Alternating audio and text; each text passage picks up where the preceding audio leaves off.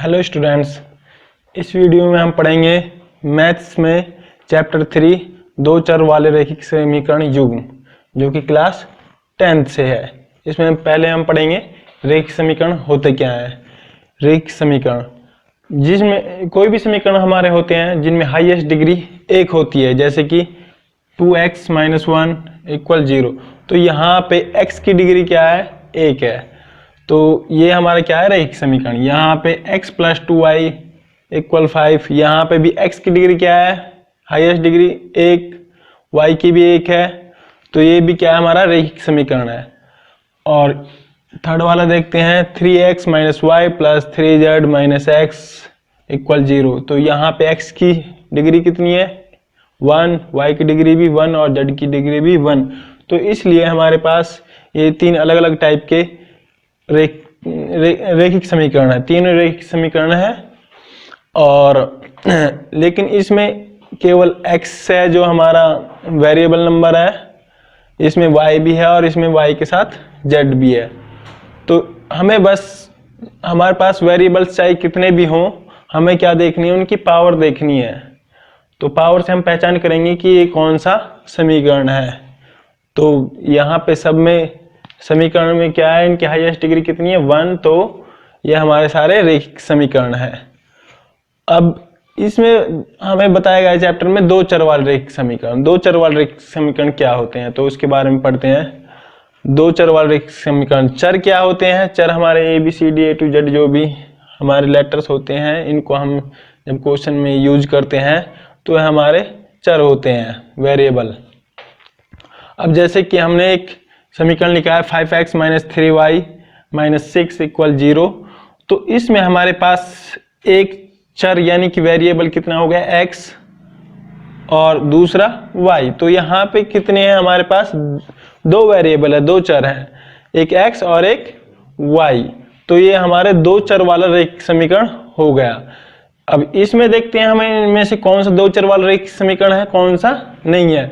तो यहाँ पे देखते हैं 2x - 1 = 0।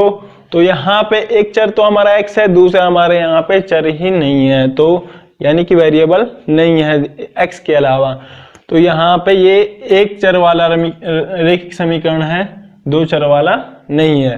तो इसको सेकंड वाले को देखते हैं। यहाँ 2x + 2y = 5। तो यहाँ पे एक x हो गया हमारा चर, दूसरा y। तो यहाँ पे दो चर हो गए हमारे पास। तो ये हो गया हमारा दो चर वाला रैखिक समीकरण। इसको देखते हैं। तो ये यहाँ पे x भी है, y भी है और z भी है। तो ये हो गया तीन चर वाला रैखिक समीकरण।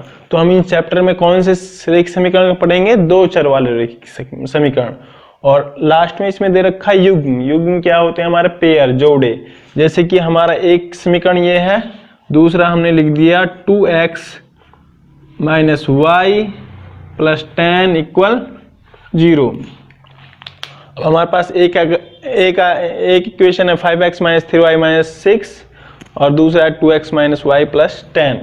अब इनको हमें सॉल्व करना है। तो ये हमारे इनको एक साथ सॉल्व करेंगे तो ये एक युग्म बन गए, पेयर बन गए रैखिक समीकरण के, एक ये वाला एक ये वाला। ये दोनों दो चर वाले रैखिक समीकरण है।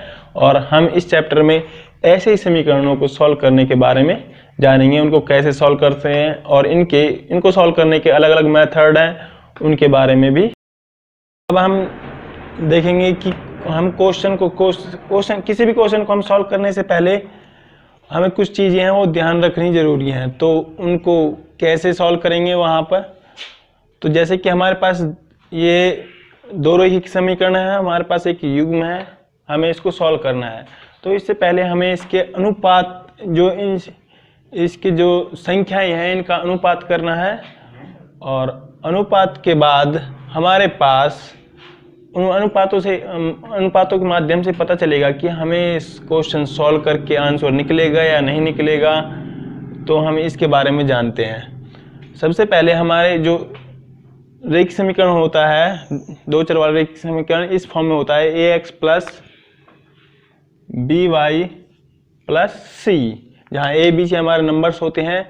तो हम इनका a b c का क्या करते हैं? अनुपात करते हैं दूसरी समीकरण के साथ, जैसे कि यहाँ हमारा ये ए की 1 है, ये ए की 2, बी की 1, बी की 2, सी की 1, सी की 2। तो इन का आपस में ए की 1 से ए की 2 का अनुपात निकालेंगे, बी की 1 से बी की 2 का, सी की 1 से सी की 2 का। अब निकालते हैं हम इसका अनुपात। 5/4 आ गया पहले ए की 1 ए की 2 का, और फिर हम b1 b2 b1 की वैल्यू कितनी है 3, और ये -3, और ये 6, तो इसको हम अनुपात निकालेंगे तो ये माइनस से माइनस कट गया, 3 1 3, 3 2 6, तो ये आ गया 1/2। और हम फिर निकालते हैं c1 c2 का, यानी कि 11/9। तो हमारे पास क्या आया 5/4, 1/2, 11/9। तो हम अगर इनकी तुलना करते हैं आपस में तो ये इसके इक्वल नहीं है।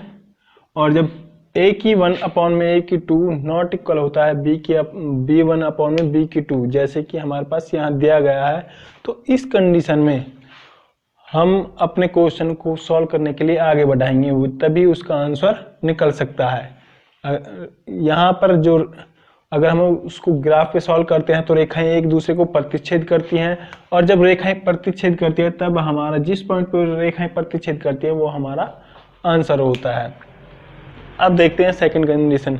इसमें भी हम इनका अनुपात निकालेंगे, जैसे कि a की 1 कितना है 6/2, b a की 2 है। अब इसको डिवाइड करते हैं 2 2 3, ये आ गया हमारा। फिर b की 1 में b की 2 यानी कि -3, और ये -1, तो ये डिवाइड कर दिया हमने, माइनस से माइनस कट गया तो 3/1। तो c की 1 में c की 2 देखते हैं 10/9, तो इसको डिवाइड करेंगे तो इतना ही आएगा, ये नहीं हो पाएगा किसी नंबर से डिवाइड। तो ये कितना है 3/1 इक्वल 3/1 नॉट इक्वल 10/9। तो ये पहले हमारे a की 1 में a की 2 इक्वल है किसके b1 में b2, और नॉट इक्वल है c1 में c2। तो इस कंडीशन में यानी कि a1 में a2 इक्वल b1 में b2, और नॉट इक्वल किसके c1 में c2। तो यहाँ पे क्या होता है, यहाँ पे हमारा कोई हल नहीं निकलता। अगर आप उनके अनुपातों की तुलना करते हैं, आपके पास जो रेखीय समीकरण के युग्म है, अगर आप ये तुलना करके ये अनुपात पाते हैं तो आपका कोई आंसर उसके बाद नहीं निकलेगा, आप उससे आगे क्वेश्चन सॉल्व नहीं करेंगे, क्योंकि इस कंडीशन में हमारी रेखाएं होती हैं जो अगर ग्राफ पे इसको सॉल्व करते हैं तो रेखाएं समानांतर होती हैं, और समानांतर रेखाएं कभी एक दूसरे को प्रतिच्छेद नहीं करती। अगर रेखाएं प्रतिच्छेद नहीं करती तो उसके बाद हमारा आंसर आ ही नहीं सकता, क्योंकि हमारा आंसर वो होता है जहां पर दोनों रेखाएं प्रतिच्छेद करती हैं। हम तीसरी कंडीशन देखते हैं, इसमें क्या है a की 1 2 है, a की 2 4 है। तो इसका रेशियो निकालते हैं पहले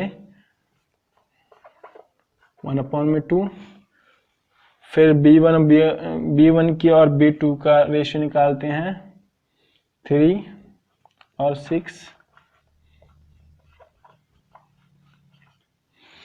और फिर c1 c2 का रेशियो निकालते हैं -9 -18, 9 1 9 9 2 18।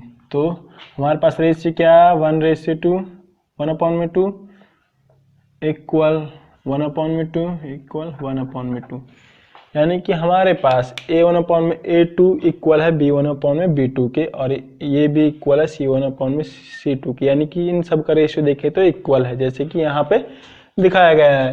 तो इस कंडीशन में हमारे बहुत ज़्यादा संख्या में सॉल्यूशन आते हैं। यहाँ पर रेखाएं समपाती होती हैं। समपाती रेखाएं कैसी होती हैं, अगर एक रेखा है तो उसी के ऊपर हम रेखा खींचते हैं तो रेखाएं समपाती होती है। और जहाँ पे तो हमारा मैंने पहले क्या बताया था, अगर ग्राफ पे हम सॉल्व करेंगे इसको तो हमारा आंसर कब निकलता है, जहाँ पे रेखाएं एक दूसरे से टच करती हों, यानी क्रॉस करती हों या टच करती हो। जहाँ पे जैसे यहाँ टच किया तो हमारे यहाँ आंसर निकलेगा। अगर इसमें देखें तो हर जगह हमारी लाइन एक दूसरे को जितने बढ़ाएंगे उतनी टच करती जाएंगी, एक दूसरे को टच करती रहेंगी, क्योंकि एक दूसरे के ऊपर हैं, समपाती रेखाएं हैं। तो हमारे इस कंडीशन में हमारे क्वेश्चन के बहुत सारे हल होते हैं। तो इस कंडीशन में भी हम क्वेश्चन को सॉल्व नहीं करते, क्योंकि हमारे पास कोई प्रॉपर आंसर नहीं होता। हम अगर आप अनुपात करके पता लगता है कि हमारा रेशियो है जो इस फॉर्म में है A1/A2 नॉट इक्वल B1/B2, तो हम उस क्वेश्चन को हल करेंगे और हम इससे आगे अब जानेंगे कि कौन कौन से मेथड से इन दो चर वाले समीकरणों को सॉल्व कर सकते हैं।